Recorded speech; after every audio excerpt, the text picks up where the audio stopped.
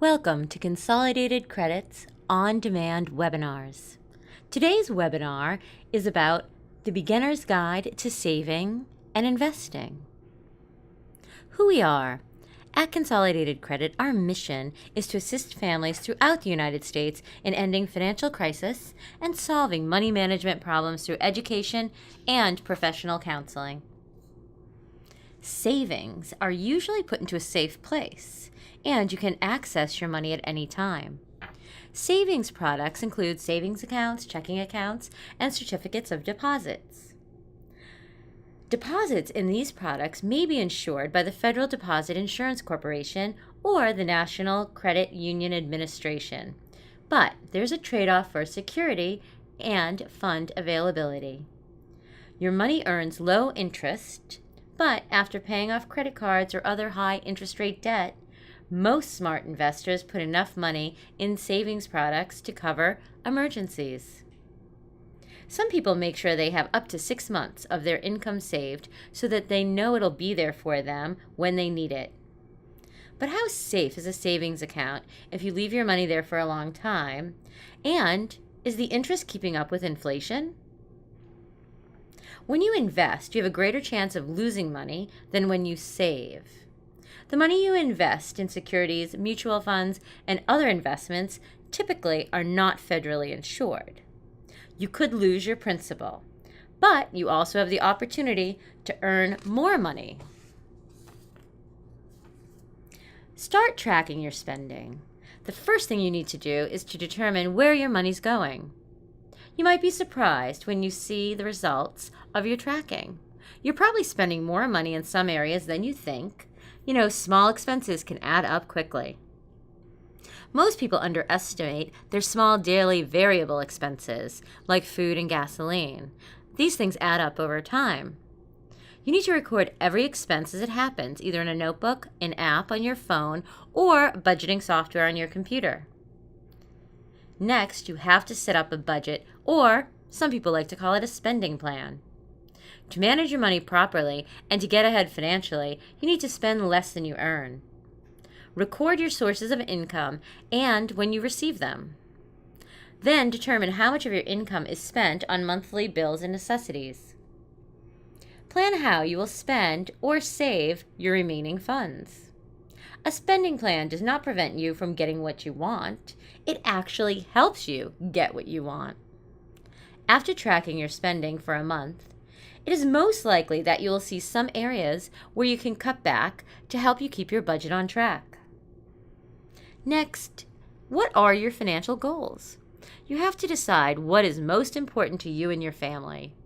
Get everyone involved in your spending plan and prioritize your goals.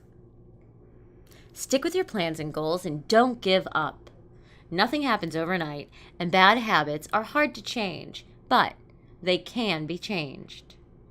Regardless of what life stage you're in, you're likely to have some short and long-term financial goals. Setting tangible and realistic goals, following them, tracking progress is the key to achieving those goals.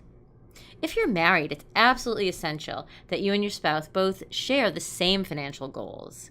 Develop your plans together and review your progress to make sure you're both contributing and communicating. Once you have an idea of where your money's going, you can start saving. In order to get ahead financially, you need to set aside a percentage of your money. Strive for at least 10% of your gross income. But if that's not manageable for you right now, put aside 5% to start.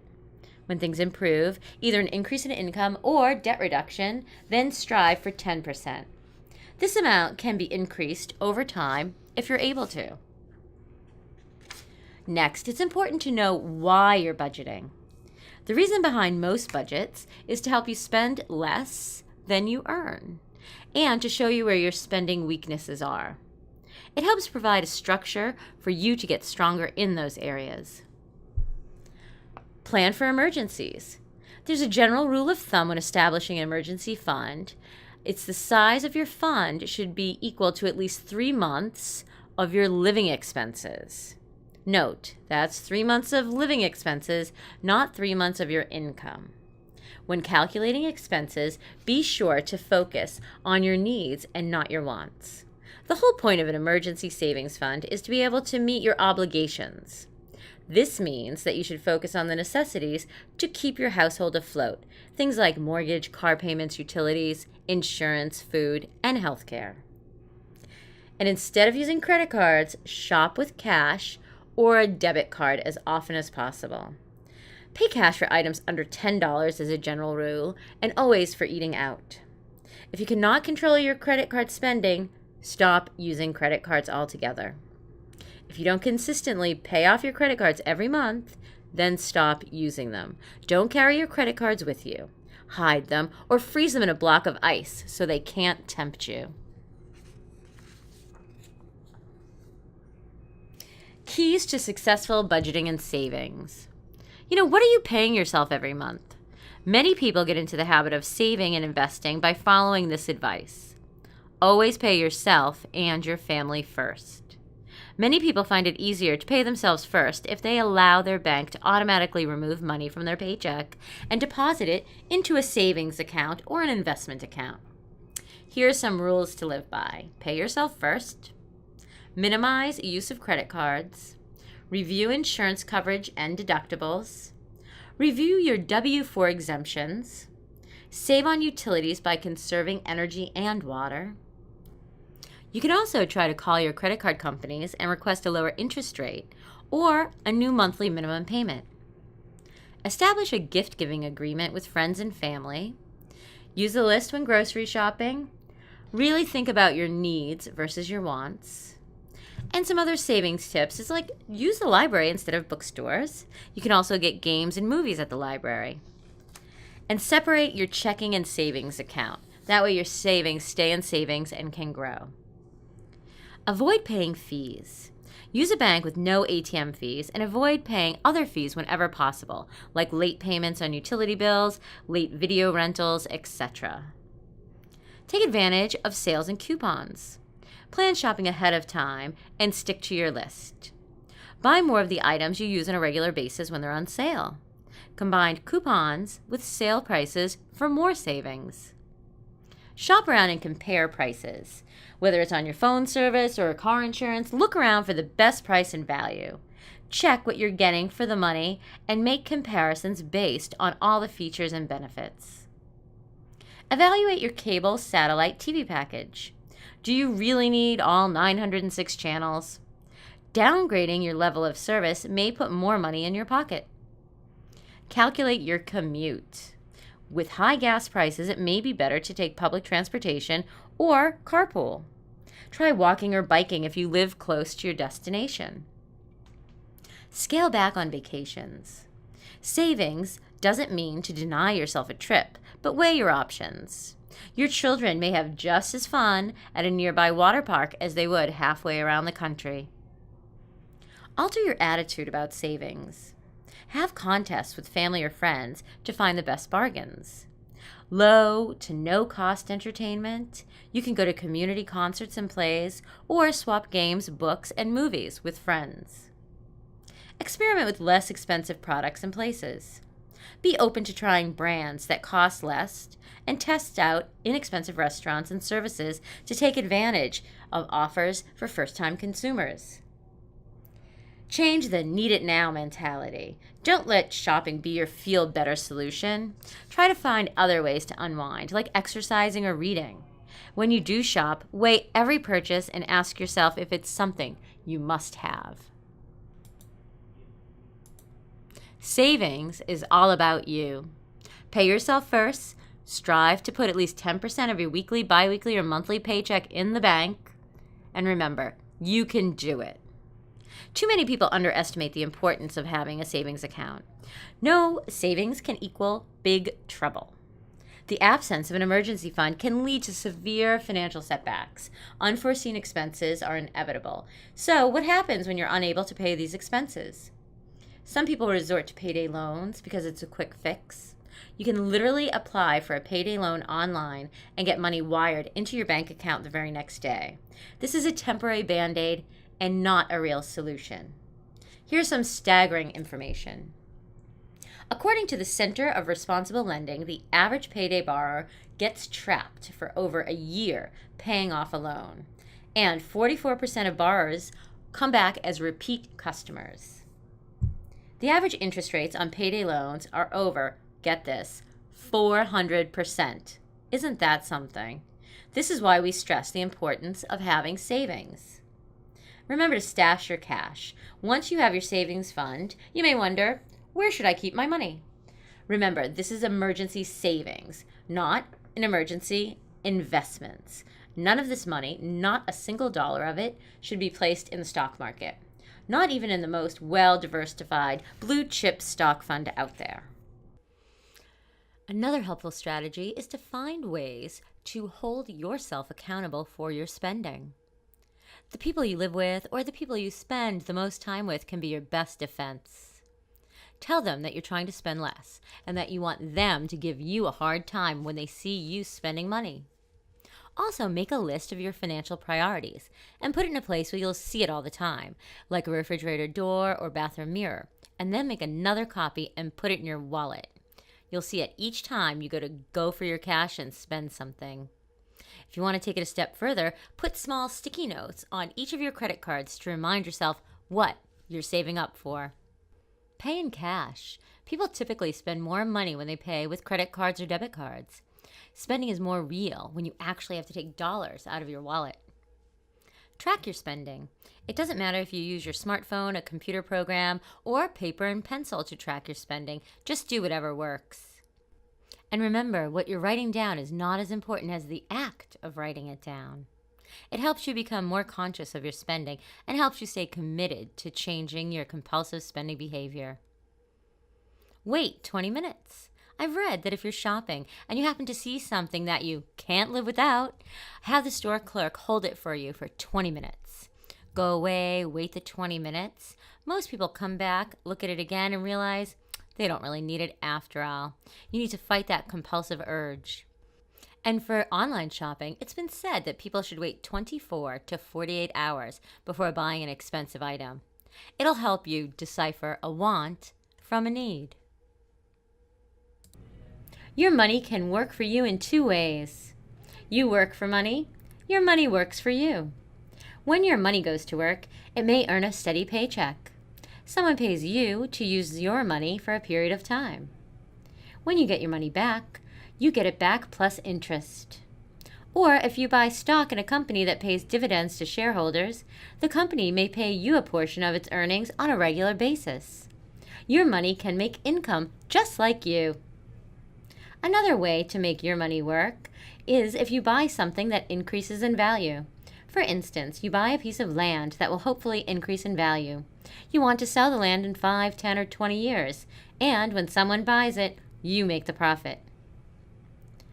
Assess your financial state. Calculate your net worth. Add up your assets, including savings accounts, retirement funds, home equity, automobiles, stocks and bonds, furniture, property, jewelry, and anything of value that you have. Next, add up all of your liabilities, outstanding debts. Subtract your debts from your assets to get your net worth. Remember, it's always important to seek the advice of a qualified, well-regarded advisor, but always try to keep your costs low. Bonds are grouped together under the general category called fixed income securities. The term bond is commonly used to refer to any securities that are founded on debt. When you purchase a bond, you are lending money to a company or government. In return, they agree to give you interest on your money and eventually pay you back the amount you lent out. The main attraction of bonds is their safety. If you're buying bonds from a stable government, your investment is virtually guaranteed or risk-free. The safety and stability, however, come at a cost. The rate of return on bonds is generally lower than other securities. When you purchase stocks or equities, you become a part owner of the business. This entitles you to vote on the shareholders' meetings and allows you to receive any profits that the company allocates to its owners. These profits are referred to as dividends. While bonds provide a steady stream of income, stocks are volatile. They fluctuate in value on a daily basis. When you buy a stock, you aren't guaranteed anything. Many stocks don't even pay dividends, in which case the only way you can make your money back is if the stock increases in value. Compared to bonds, stocks provide relatively high potential for returns. Of course, there is a price for this potential. You must assume risk of losing some or all of your investment. A mutual fund is a collection of stocks and bonds. You're pooling your money with a number of other investors. This enables you, in part, as a group, to pay a professional manager or to select specific securities for you. Mutual funds are set up with a specific strategy in mind, and their focus can be nearly anything: large stocks, small stocks, bonds from the government, bonds from companies, stocks and bonds, stocks in certain industries, stocks in certain countries, etc. The primary advantage of mutual funds is that you can invest your money without the time or experience that is often needed to choose a sound investment. Theoretically, you should get a better return on your savings by using a professional than if you were to choose it on your own. But again, remember, we are not financial advisors, and if you want more information, please seek out a financial advisor or planner. For most people, a 401k or 403b is offered by your employer and is the easiest and best place to start investing for retirement. The money is withheld through payroll deductions, and in 2015, you could save up to $18,000 of your pre-tax income and $24,000 if you were 50 or older. If you leave your job, you can roll the account over into a new employer's 401k or your own IRA. A 401k is usually offered by a for-profit company, while teachers and other employees of nonprofits may be offered a 403b instead. SEP stands for Simplified Employee Pension, and this kind of account is used primarily by self-employed or small business owners. As the employer, you can contribute up to 25% of your income or $53,000, whichever is less. These accounts are easier to set up than a solo 401k. And a solo 401k is for a sole proprietor. They make contributions as both the employee and the employer, up to a total of $53,000 in 2015 or $59,000 for someone over age 50. IRA stands for Individual Retirement Account, and it's basically a savings account with big tax breaks, making it an ideal way to sock away cash for your retirement. A lot of people mistakenly think an IRA itself is an investment, but it's just the basket in which you keep stocks, bonds, mutual funds, and other assets. Unlike 401ks, which are accounts provided by your company, the most common types of IRAs are accounts that you open on your own. Others can be opened by self-employed individuals and small business owners. There are several different types of IRAs, including traditional IRAs, Roth IRAs, and simple IRAs. Unfortunately, not everyone gets to take advantage of them. Each has eligibility restrictions based on income or employment status, and all have caps on how much you can contribute each year and penalties if you take the money out before the designated retirement age. Many financial experts estimate that you may need up to 85% of your pre-retirement income in retirement. An employer-sponsored savings plan, such as a 401k, might not be enough to accumulate the savings you need. Fortunately, you can contribute to both a 401k and an IRA. An IRA can help you supplement your current savings in your employer-sponsored retirement plan, gain access to potentially wider range of investment choices than your employer-sponsored plan, take advantage of potential tax-deferred or tax-free growth. You should try to contribute the maximum amount to your IRA each year to get the most out of these savings. Be sure to monitor your investments and make sure adjustments are done as needed, especially as retirement nears and your goals change. A Roth IRA is a retirement account where you pay taxes before the money goes into your account, and then your withdrawals are tax-free when you take the money out. The benefit of a Roth IRA may depend on the person's tax bracket, both now and when he or she retires. Although there is no upfront tax deduction for a Roth IRA, as there is with a traditional IRA, Roth distributions are tax-free when you follow the rules. And because every penny you stash in a Roth IRA is money, not a tax-subsidized gift from Uncle Sam, you can tap into your contributions at any time, penalty-free. Roth IRAs make the most sense if you expect your tax rate to be higher during retirement than your current rate. That makes Roth IRAs ideal savings vehicles for young, lower-income workers who won't miss the upfront tax deductions and who will benefit from decades of tax-free compounded growth. Roth IRAs also appeal to anyone who want to minimize their tax bite in retirement. And again, as always, seek the advice of qualified, well-regarded advisors. MyRA is a safe, simple, affordable way to start saving for retirement. It's designed to make saving for retirement easy for those who may not have access to a retirement saving plan at their job. Because MyRA follows the Roth IRA rules, savers must have taxable compensation to be eligible to contribute to a MyRA account, and generally must earn an annual income of less than $129,000 for individuals and $191,000 for married couples if they're filing jointly. The account functions as a Roth IRA, which allows savers to invest tax dollars and withdraw the money in retirement tax-free. But unlike traditional Roth IRAs, the accounts will solely invest in government savings bonds. They will also be backed by the U.S. government, meaning that savers can never lose their principal investment.